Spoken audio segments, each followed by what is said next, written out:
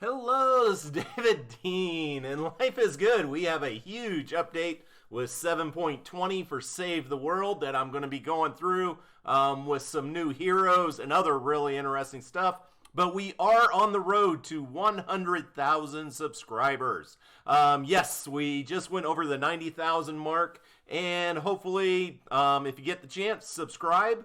And then hopefully we get to 100,000 and I can get that shiny little silver YouTube plaque. But let's get into the update for Save the World. First of all, we have the Snowman Avalanche banner coming out for the new challenge, and it is an extremely interesting challenge where each wave of enemies contains all of the same types. So I'm really interesting to see, like, if we get an exploder wave coming, can I just shoot one of the propane tanks and watch them all blow up in a great big series of explosions? And also on the Mist Monster waves, they do no damage to the amplifier or to the burner. So I'm interested to see how that all works out. But we also have, highly unexpected, the Ice Queen. We had a lot of people suspecting that we get the Ice King coming out, but yes, we also got the Ice Queen, and I will go over their hero sets down below. And then for mission and systems, and there is a lot of stuff in this. I'll try to get through it quickly.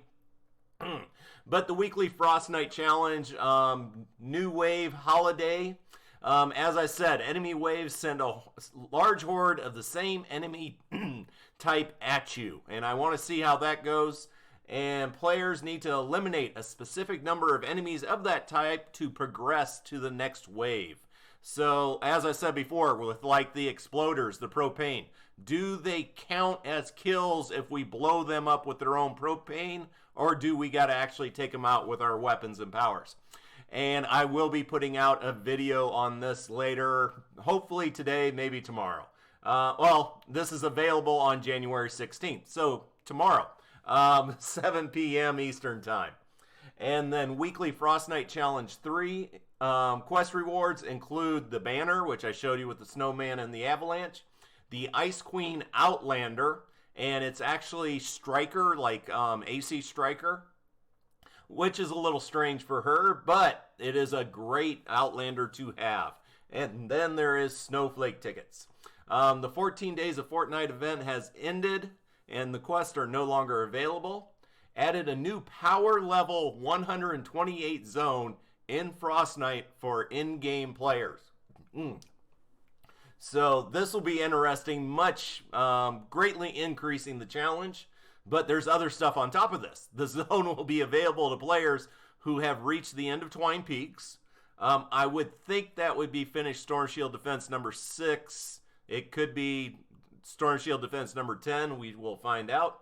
You earn a new reward banner for completing all 30 waves of Frostnite in a 128 power level zone.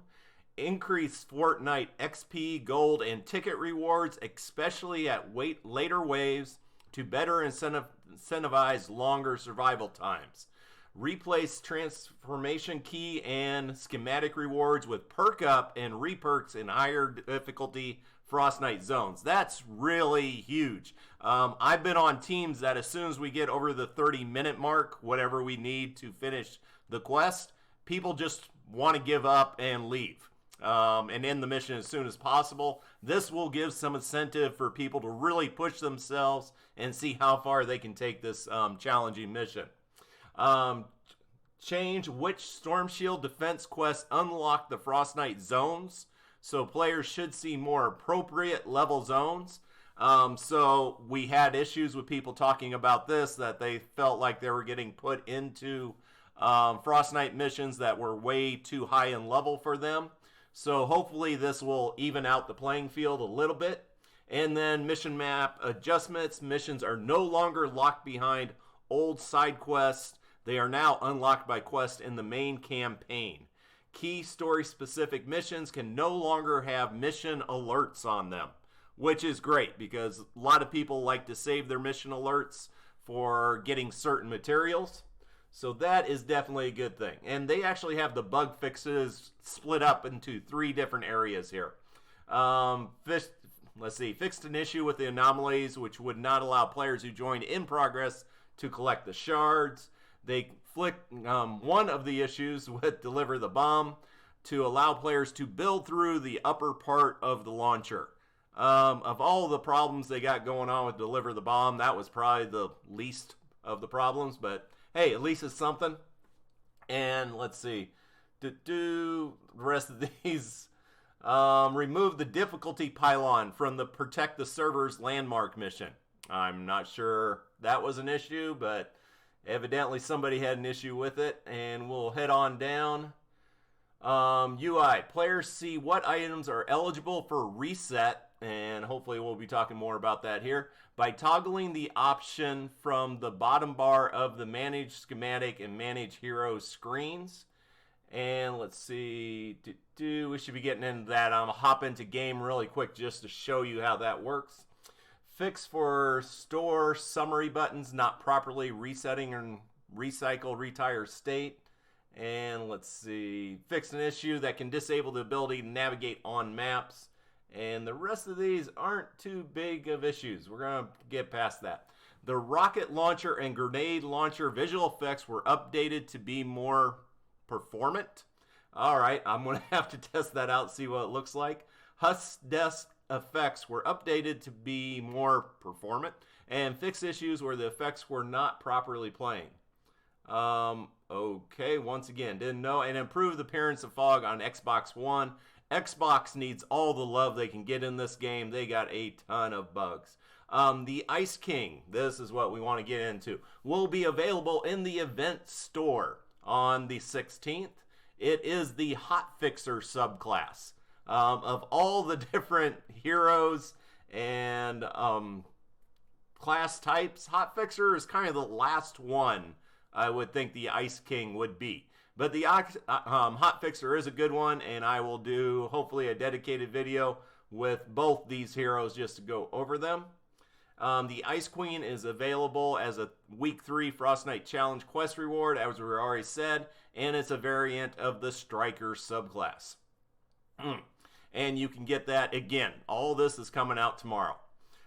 Any hero that had damage-resistant perks converted to armor perks in 7.10 update is eligible for item reset.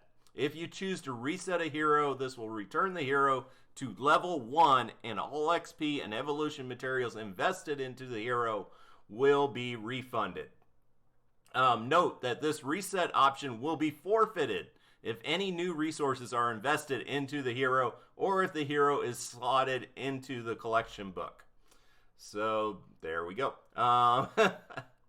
For weapons and items, same thing. This is where we're getting into eligible items. Heroes and schematics that have been updated can be reset back to level 1 from the inspected screen via the item reset feature. And just going in quick, and I will hop back to my schematics. Okay, the shovel. The shovel is one of those that has the armor on it that came out before 7.10. So I hit upgrade, inspect, and hey, we get this. About item reset. This item has been changed and is therefore eligible for a one-time full reset. The reset will refund all sources that were invested in the item and return the item level 1. Already read that. So I can continue, and then if I want to do that, let's see. Oh, nope, not that. Reset, right over here. And I'm not going to hit it now because this is one of my favorite items in the game. So we will keep that as is. But I do get everything back, so why not? Let's go item reset. So it will go from level 30 to level 1. I will get back my 139,000 schematic, reperk, epic perk ups, and drops of rain, everything else. So I'm going to hit no for right now. But yes, that's how you can go in and do that. And supposedly same thing on heroes. Here we go. All right. Just some more rules on this.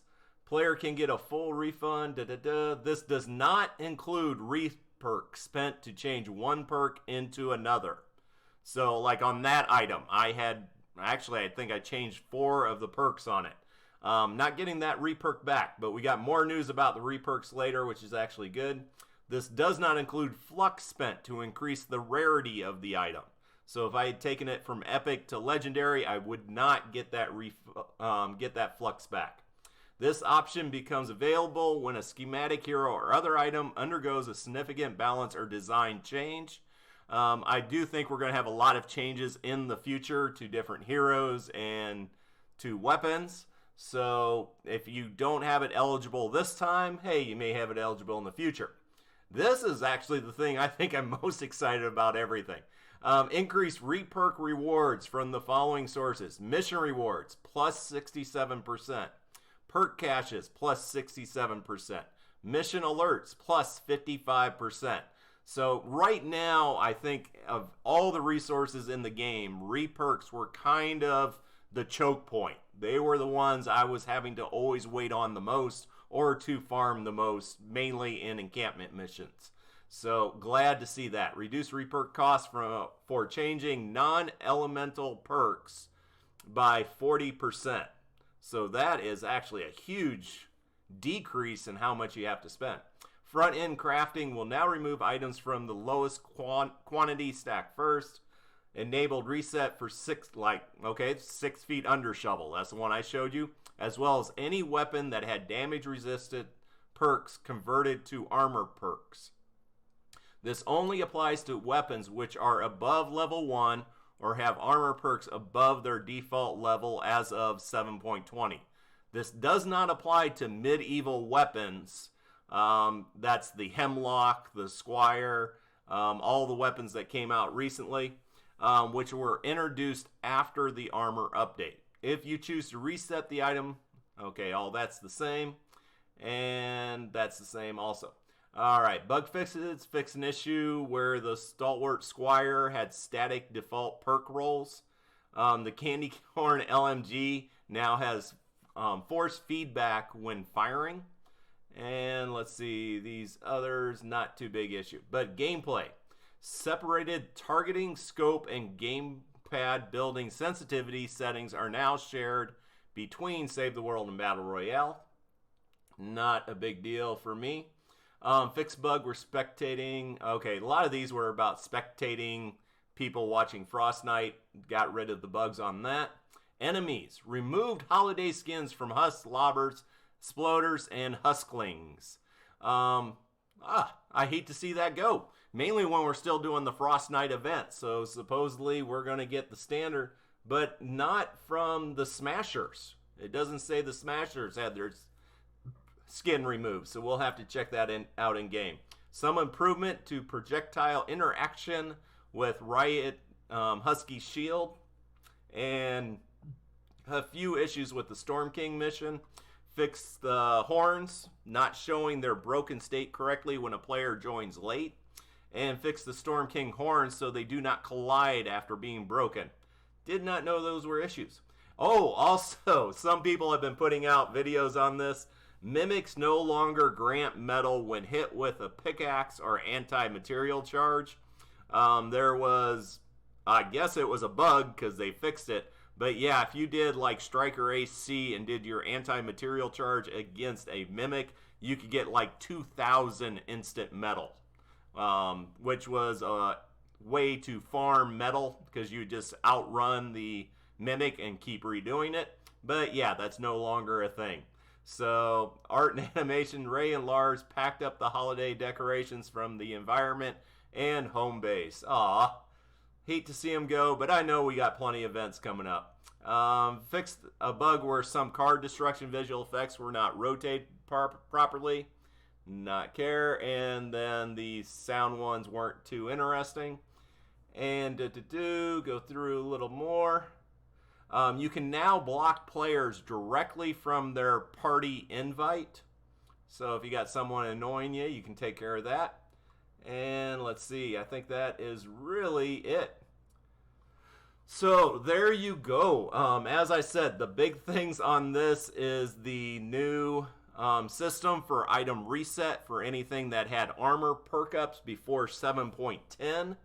That is great. We have 2 new heroes all coming out tomorrow with the Ice Queen and Ice King. And then we have the new reperk settings. So overall, pretty cool. Still got a long ways to go on the game. Still waiting for the where you get 5 squad bonuses to your heroes and all of that. Not sure exactly when that's coming out, but there you go. Take care and have an amazing day. And please remember to subscribe.